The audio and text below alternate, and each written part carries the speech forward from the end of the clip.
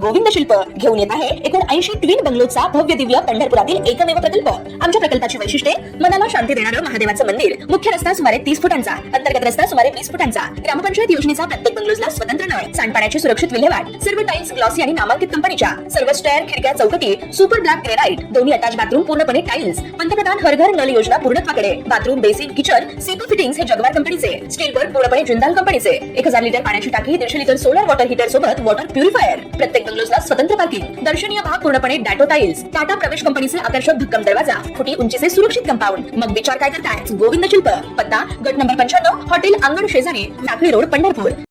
ताज्या घडामोडी पाहण्यासाठी आमच्या YouTube चॅनलवरील PVR म्हणजेच पंढरी वार्ता या न्यूजला सबस्क्राइब करा आणि शेजारील बेल आयकॉनवर क्लिक करा। राज्यातील जिल्हा परिषद आणि खाजगी शिक्षण संस्थांमधील प्रदीर्घ काळापासून प्रलंबित असलेली शिक्षक भरती आता मार्गी लागणार आहे।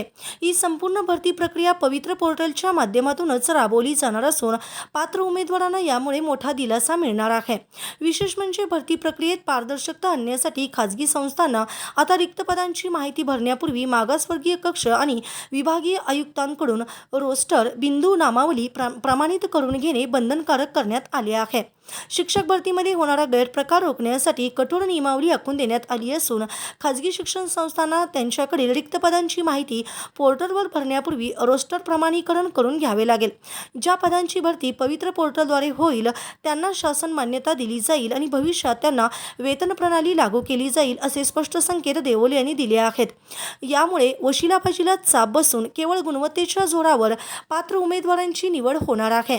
खाजगी शाळांमधील क आणि ड वर्गातील अनुकंपा तत्वावरील पदेही तातडीने भरली जाणार आहेत। आतापर्यंत प्राप्त झालेल्या 1048 प्रस्तावांपैकी 791 प्रस्तावांना मंजुरी देण्यात आली असून उर्वरित प्रस्तावांवरील त्रुटी लवकरच दूर केल्या जातील।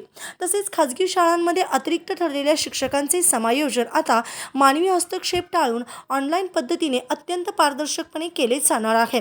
जिल्हा परिषदेच्या केंद्र शाळांचे रूपांतर आता समूह शाळांमध्ये करण्याचा विचार शासन करत आहे। ज्या शाळांची पटसंख्या समाधानकारक आहे तेथे 10वी पर्यंतचे वर्ग जोडण्याबाबत सरकार सकारात्मक आहे।